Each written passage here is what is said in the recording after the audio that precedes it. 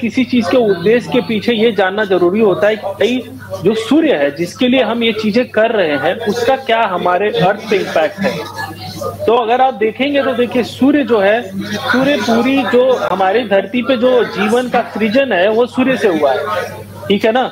तो मैं तो ये कहूंगा कि जो धरती के लिए हमारे जो त्रिदेव है, साक्षात रूप से जो त्रिदेव जिनको बोला जाता है, उनके जो अवतार हैं सूर्य देवता को ही कहा जा सकता है कि उन्हीं से जीवन की शुरुआत हो रही है, उन्हीं से पौधे भोजन बना रहे हैं ताकि हम सांस ले रहे हैं, सारी चीजें हो रही हैं, फिर कहीं ना कहीं सूर्य की वजह से ही जीवन का विनाश होता है। तो त्रिदेव सूर्य है। अब टेक्निकल टर्म में बोलूं चाहे फिजिक्स के बेसिस में बोलूं तो देखिए क्या है, सूर्य जो है ना वो उनके अंदर न्यूक्लियर जो होता है फ्यूजन हो रहा है, जिसको परमाणु संलयन शायद बोलते हैं हिंदी में। तो कंटिन्यूअसली जो हो रहा है उसके अंदर न्यूक्लियर फ्यूजन हो रहा है और न्यूक्लियर फ्यूजन होने की वजह से प्लाज्मा उससे निकलती है, प्लाज्मा की रे निकलती है, गरम गरम हवाएं निकलती हैं। वहां का टेम्परेचर जो है वो मिलियन डिग्री के करीब है कि आप सूर्य के पास जाएंगे तो शायद बच नहीं पाएंगे। पास क्या जाएंगे, अगर आधी दूरी भी तय कर लेते हैं तो कोई वहां पे बच नहीं सकता। तो कभी कभी ऐसा होता है कि जो सोलर फ्लेयर निकल रही है, जो प्लाज्मा का उससे इरप्शन हो रहा है, चाहे उसको कोरोना डिस्चार्ज भी बोलते हैं हम, तो कोरोना डिस्चार्ज चाहे जो प्लाज्मा का इरप्शन हो रहा है ये बहुत ही ज्यादा हाई टेम्परेचर पे होता है। इतना हाई टेम्परेचर है कि अगर हमारे अर्थ पे वो चीजें आएंगी, अगर किसी न किसी दिन अगर ऐसा होगा कि जो सोलर फ्लेयर है इतना ज्यादा स्ट्रॉन्ग होगा कि वो हमारे जो चारों तरफ धरती के सैटेलाइट घूम रही हैं उनको डिस्ट्रॉय कर सकता है, उनको मेल्ट कर सकता है। इतनी ताकत है सूर्य के अंदर, इतनी उष्मा है, ठीक है। फिर अगर कहीं ना कहीं जो हमारा इंटरनेशनल स्पेस स्टेशन है उसको डिस्ट्रॉय कर सकता है। जितना टेलो कम्युनिकेशन है वो पूरा जो है ना पूरी तरह से ध्वस्त हो सकता है। सूर्य इतना पावरफुल है। तो और दूसरी चीज कि सूर्य की वजह से ही हमारा जो क्लाइमेट है, हमारा जो वेदर है, सारी चीजें सूर्य जो है वो कंट्रोल कर रहा है। इस वजह से सूर्य को स्टडी करना बहुत जरूरी है और हमें ऐसे पॉइंट पे जाके रुकना है कि अगर सूर्य के अंदर कोई ऐसी गतिविधि होती है जो कि हमारे धरती के लिए बहुत ही ज्यादा हानिकारक है, तो हम आदित्य L1 के थ्रू वो जानकारी पहले ही ले सकते हैं और अपने आप को सजग कर सकते हैं। बिल्कुल, जो आपने जानकारी दी वो महत्वपूर्ण है। और बढ़ते अगले सवाल की तरफ, योगेश्वर जी, क्या मिशन चंद्रयान 3 से भी ज्यादा बड़ा मिशन है आदित्य L1?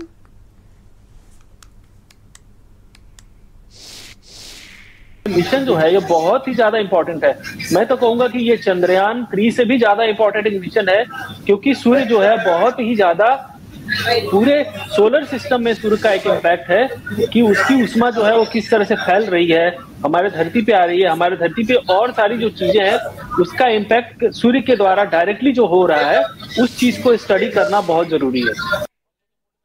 देखिए, अब हम लोग बढ़ते अगले सवाल की तरफ। योगेश्वर जी, सवाल इसलिए भी महत्वपूर्ण है क्योंकि चंद्रयान 3 के बारे में तो सबको पता है, सबने देखा क्या परचम उसने लहराया, लेकिन आदित्य L1 मिशन को लेकर कई तरह के संशय हैं, बहुत सारे सवाल हैं। क्या खर्च आएगा इसमें? देखिए, जो आदित्य L1 मिशन है उसकी कॉस्ट जो है वो तकरीबन 360 करोड़ के करीब होगी, 360 करोड़ के करीब होगी। और पहली चीज ये है कि अगर मैं इस मिशन को बोलूंगा तो ये मिशन जो है हमारा ये भी बहुत लो बजट है। अगर और जैसे नासा के जो सोलर पार्कर प्रोब है, चाहे और भी प्रोब जो गई है जो यूरोपियन स्पेस एजेंसी ने छोड़ी है, उससे बहुत कम कॉस्ट में है। और प्रोफेसर के.एन. उत्तम जी भी मेरे साथ लगातार जुड़े हैं, जो जानकारियां दे रहे हैं महत्वपूर्ण। Professor K. N.. उत्तम जी, हम आपसे ये भी समझना चाहेंगे क्योंकि हम लोगों ने इससे पहले चंद्रयान 3 मिशन को देखा, बेहद सफलतापूर्वक रहा, और ये हम लोग बात कर रहे थे कि क्या कंपेयर है, क्या वाकई इन दोनों की कोई तुलना की जा सकती, क्योंकि इसको और ज्यादा दूरी तय करनी है। जी, आप अपनी बात कंप्लीट कर सकते हैं सर। जी, मैं ये बात कर रहा था कि दुनिया में कितने मिशन अब तक हुए हैं और उनकी क्या क्या जानकारियां उपलब्ध हैं और आगे क्या क्या हम और आगे जो भी होने वाले हैं उनमें क्या है। तो मैं बात कर रहा था कि अब तक कोई 22 सूर्य मिशन भेजे गए हैं, उसमें से 14 मिशन केवल नासा ने भेजे हैं। और नासा ने पहला मिशन 1960 में भेजा था सूर्य के अध्ययन से संबंधित, जर्मनी ने 1974 में भेजा, जबकि यूरोपीय मिशन ने इससे संबंधित जो भी पहला मिशन भेजा था वो 1974 में भेजा था। जो आखिरी मिशन नासा का उपलब्ध है वो 2001 में, जिसे जेनेसिस मिशन कहा गया था, वो गर्म हवाओं के सैंपल के लिए भेजा गया था। और गर्म हवाओं का सैंपल, सूर्य के चारों तरफ जो गर्म हवाएं जिनकी बात अभी विश्लेषण कर रहे थे, उनको लेकर चक्कर लगा रहा था। लौटते समय वो क्रैश हो गया, लेकिन सैंपल पृथ्वी पर उसने भेजा था। उसके अध्ययन से बहुत सी बातें जो विज्ञान सम्मत हैं, जो विज्ञान के आधारभूत सिद्धांत हैं, उनको बहुत सी बातों का बल मिला। अब सवाल आता है कि ये चंद्रयान से किस तरीके से अलग है, किस तरीके से भिन्न है। तो एक महत्वपूर्ण बात यह कि सूर्य की और जो पृथ्वी और सूर्य की बीच की दूरी है वो कोई 15 करोड़ किलोमीटर है। और जो चंद्रयान है वो निकटतम जो है अभी बात की गई थी 5 किलोमीटर के आसपास स्थापित, 5 लाख किलोमीटर के आसपास स्थापित किया गया है। जबकि आदित्य L1 15 लाख किलोमीटर, पृथ्वी से 15 लाख किलोमीटर दूर L1 पॉइंट पर, लग्रांज पॉइंट 1 पर स्थापित किए जाने की बात की जा रही है या स्थापित होगा। सूर्य के बारे में या तमाम आकाशीय पिंडों के बारे में जो लेबोरेटरी बेस्ड सिस्टम है, जमीन पर बहुत सी प्रयोगशालाएं हैं, पहले से कार्य करती रही हैं, बहुत सी सूचनाएं उपलब्ध हैं, लेकिन ये दावे के साथ नहीं कहा जा सकता है कि जो बीच का वातावरण है वो क्या क्या प्रभाव उन अध्ययनों पर डालता है। इसको देखने के लिए बात करें तो एक ऑब्जर्वेटरी जो हिंदुस्तान का पहला मिशन था भास्कर, उसके बाद बाकी जो भी चीजें हैं सबको समावेशित करते हुए एक नई योजना के अंतर्गत, यानी कि अब अगर ये सफलतापूर्वक प्रक्षेपित हो जाता है तो किसी और जो देश है हमको डिपेंडेंट नहीं रहना होगा, क्योंकि ये पृथ्वी पर भी जीवन को प्रभावित कर सकता है। अब किस रहस्य को सुलझा सकता है, क्या स्टडी हम लोग करने जा रहे हैं? जी बताइए। देखिए, ये मिशन भारत का पूर्णतः स्वदेशी है। इसमें बहुत सी टेक्नोलॉजीज डेवलप की गई हैं, बहुत सी नई तरह के प्रायोगिक चीजें लागू की जा रही हैं। जैसे उदाहरण के तौर पर बात करूं, इसमें 7 पेलोड हैं। एक पेलोड की बात की जाए तो उसमें से एक बहुत बड़ी सफलता की तरफ चीजें जो दिख रही हैं, अल्ट्रावायलेट स्पेक्ट्रोफोटोमीटर, जिसको इमेजिंग स्पेक्ट्रोफोटोमीटर या आजकल एक नई तरह की विधा इमेजिंग स्पेक्ट्रोस्कोपी है। इमेजिंग स्पेक्ट्रोस्कोपी में करते क्या है, एक तरफ अगर कोई पैरामीटर बहुत ज्यादा है, दूसरी तरफ बहुत कम है और बीच में उसका जो है वितरण हो रहा है, उन चीजों को एक साथ अध्ययन कर सकते हैं। तो पहली बार ये अल्ट्रावायलेट इमेजिंग स्पेक्ट्रोफोटोमीटर से पराबैंगनी किरणों का सूर्य पर किस तरीके से वितरण है या सूर्य के एटमॉस्फेयर में किस तरीके से ये वेरिएशन है उसका अध्ययन किया जा रहा है। ये लॉन्ग टर्म टेक्नोलॉजी है। मैं पराबैंगनी किरणों की बात कर रहा था पहले कि ये सूर्य के से निकलने वाली पराबैंगनी किरणें हैं, ओजोन में अवशोषित हो जाती हैं, लेकिन उसके बारे में कोई विधिवत अध्ययन अभी तक नहीं है। जो भी प्रयोगशाला में अध्ययन किए गए हैं, तो इसमें जो टेलीस्कोप, ये जो इमेजिंग स्पेक्ट्रोमीटर भेजा जा रहा है वो 400 नैनोमीटर से 200 नैनोमीटर के बीच में इसकी इमेजिंग करेगा और जिसके लॉन्ग टर्म यानी सुदूरगामी परिणाम सामने आएंगे। इस तरह की और भी इसमें प्रौद्योगिकी की टेस्टिंग की जा रही है। वो दृश्य प्रकाश से भी संबंधित एक पेलोड है, इसी तरीके से इसमें एक्सरे से भी संबंधित है। जहां तक चुंबकीय क्षेत्र का सवाल है उसका भी अध्ययन किया जा रहा है। वहां पर अगल बगल जो भी चुंबकीय कण है उनका भी अध्ययन किया जा रहा है और साथ में चुंबकीय क्षेत्र का मानव जीवन पर या जिस तरीके से तमाम और एटमॉस्फेयर में चीजें हो सकती हैं उनका क्या प्रभाव होगा, इसका भी अध्ययन किया जा रहा है। बिल्कुल। L1 बताया जा रहा है कि 4 महीने इसको लगेंगे, लगभग 125 दिन। ये 125 दिन किस तरह से कार्य करेगा अपना? कि यहाँ से इसको जमीन से जो है भेजा जाएगा और जैसे ही धीरे धीरे चलते चलते 125 दिन का आंकड़ा है टोटल मिला करके, ये उसके ऑर्बिट में कई तकनीकी को इस्तेमाल करते हुए, प्रोपल्सन तकनीकी को इस्तेमाल करते हुए हेलो ऑर्बिट में इसको स्थापित किया जाएगा। हमने जैसे पहले कहा कि 15 लाख किलोमीटर की दूरी तय करने में इसको लगभग 125 दिन लग जाएंगे। 125 दिन बाद ही ये L1 बिंदु पर पहुंचेगा। बिल्कुल। तो देखिए उद्देश्य जो है वो बहुत महत्वपूर्ण है और देखिए बताया जाता है कि सूर्य की सतह इतनी गर्म है, वहां पर पहुंचना किसी के लिए भी पॉसिबल नहीं है। तो बताया ये भी जा रहा है कि अगर वो वहां पर पहुंचता है, अगर इस तरीके का कोई उद्देश्य होता तो ये वहां पर जाके पूरी तरह से फेल हो जाता सर।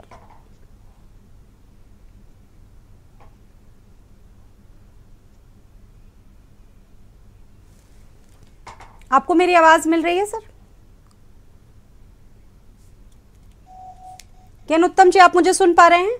हाँ, मैं आपको सुन रहा हूँ मैडम जी। जो जानकारियां सामने आ रही हैं कि हवाओं का क्या तापमान है, हवाओं का विभाजन कैसे होता है, उन तमाम चीजों की स्टडी करेगा ये। जी। इसमें 7 पेलोड हैं, 2 में इस तरह का अध्ययन है, 2 जो पेलोड हैं वो इस तरह का अध्ययन करेंगे। एक पराबैंगनी किरण के लिए है, दूसरा दृश्य प्रकाश के लिए है, तीसरा जो है एक्सरेज के लिए। एक्सरेज में 2 है एक्चुअली, तो 3 और 4 एक्सरेज के लिए डिवोटेड है। एक हार्ड एक्सरेज है, एक सॉफ्ट एक्सरेज है, क्योंकि कोरोनल पार्ट से जो उसका आंतरिक भाग है वहां टेम्परेचर या तापमान तकरीबन 1.5 करोड़ जो है डिग्री सेल्सियस है, या ये कह सकते हैं कि 2 करोड़ के आसपास है। और पुरानी किताबों में 2 करोड़ लिखा हुआ है, वर्तमान अध्ययन बताते हैं। जबकि इसका सरफेस का टेम्परेचर, पृष्ठ का फोटोस्फीयर का टेम्परेचर 6000 डिग्री सेल्सियस है। एक अध्ययन ये भी कहता है कि इस तरह का भी अध्ययन करना चाहते हैं कि एक बहुत अधिक तापमान जो है कोर में है और फोटोस्फीयर में 6000 डिग्री सेल्सियस है, ये किस तरीके से तापीय संतुलन बनाए रखता है।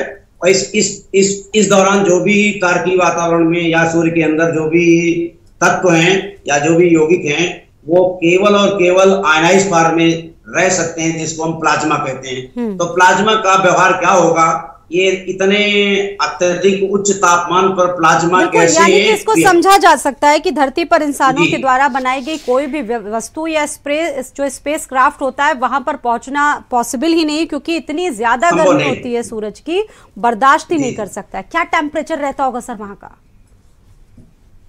जहां पर ये तापमान सूर्य का टेम्परेचर सरफेस का मैंने कहा कि 6000 डिग्री सेल्सियस है, अंदर का 2 करोड़ है। जहां पर ये हम लोग तमाम सैटेलाइट भेज रहे हैं, यहाँ का तापमान इतना अधिक नहीं होता है, बहुत कम होता है, या कहने की 3000 डिग्री सेंटीग्रेड से अधिक नहीं हो सकता है। बहुत सी चीजें उसमें एक साथ होती हैं, पर उसको नियंत्रित करने के लिए बहुत सी प्रणालियां उसमें लगाई जाती हैं।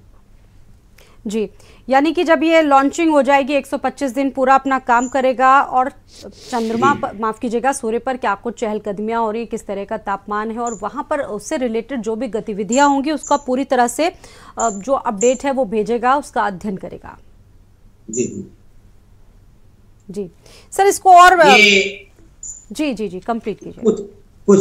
कुछ अध्ययन जो है सूर्य से संबंधित प्रयोगशालाओं में किए गए हैं, और प्रयोगशाला में जो अधिकतम तापमान बना सकते हैं वो इलाहाबाद विश्वविद्यालय की भौतिकी विज्ञान की एक प्रयोगशाला है, जिसको प्रोफेसर मेघनाथ शाह ने स्थापित किया था।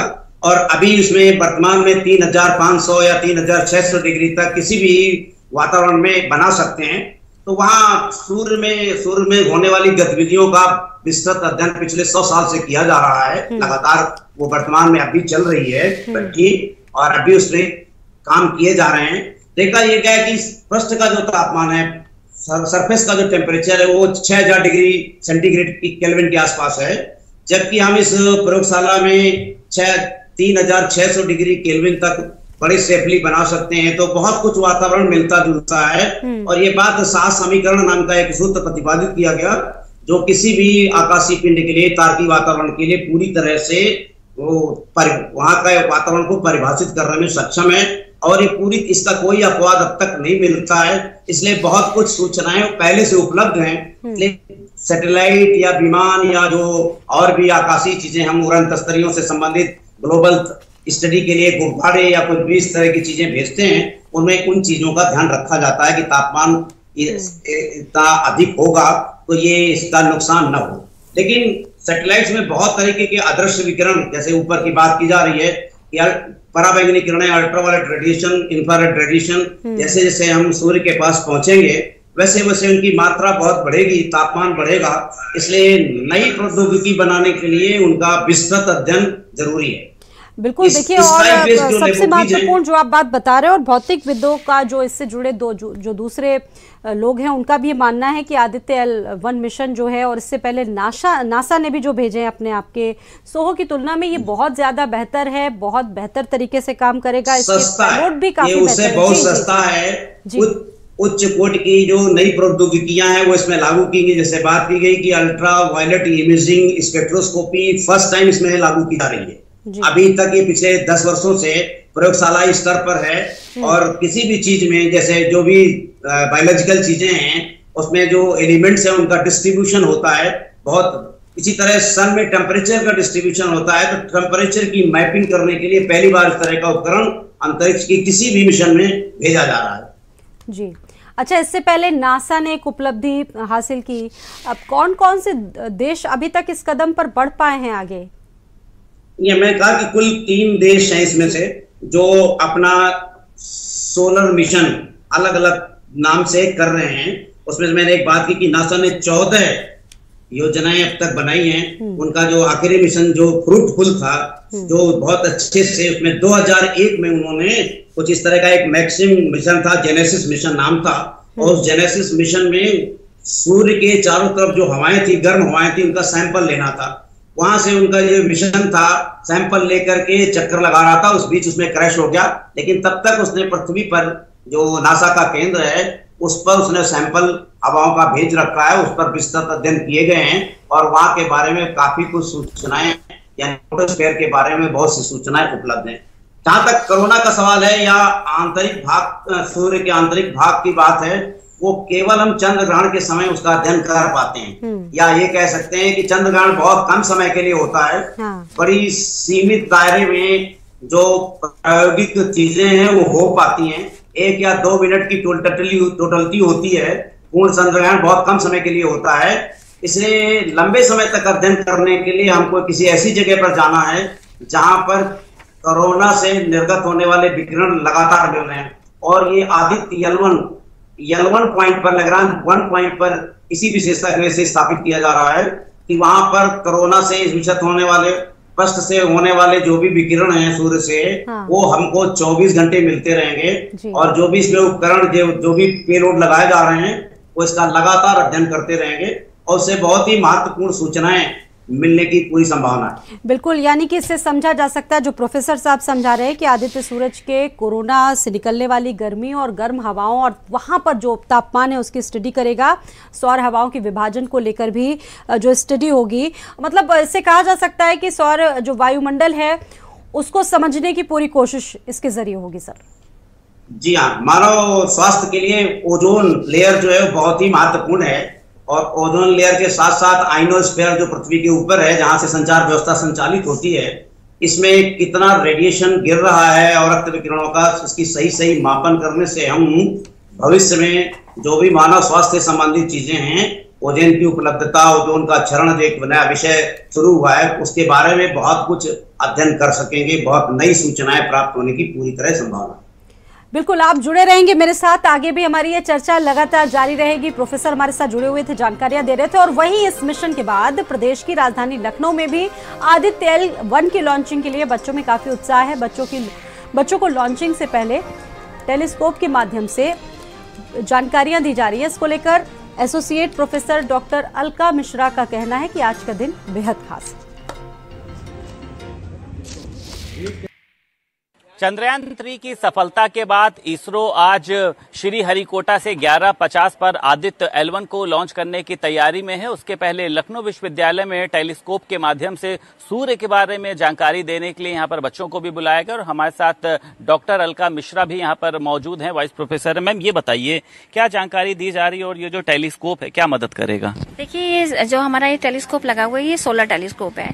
सन को वॉच करने के लिए और नाइट स्काई वॉचिंग के लिए अलग अलग होते हैं, क्योंकि सन को हम डायरेक्ट नहीं देख सकते, आंखों को डैमेज कर सकती है। तो ये हमारा सोलर टेलीस्कोप है। इसमें हम बच्चों को फोटोस्फीयर दिखा रहे हैं, क्योंकि सन का जो बेसिकली जो हमारा आदित्य L1 मिशन भेजा जा रहा है, ये सूर्य के एटमॉस्फेयर की स्टडी करेगा। एटमॉस्फेयर में हमारा क्रोमोस्फीयर होता है, ट्रांजिशन जोन होती है, कोरोना होता है और फिर फाइनली सोलर वेंट होता है। तो जनरली जो उसमें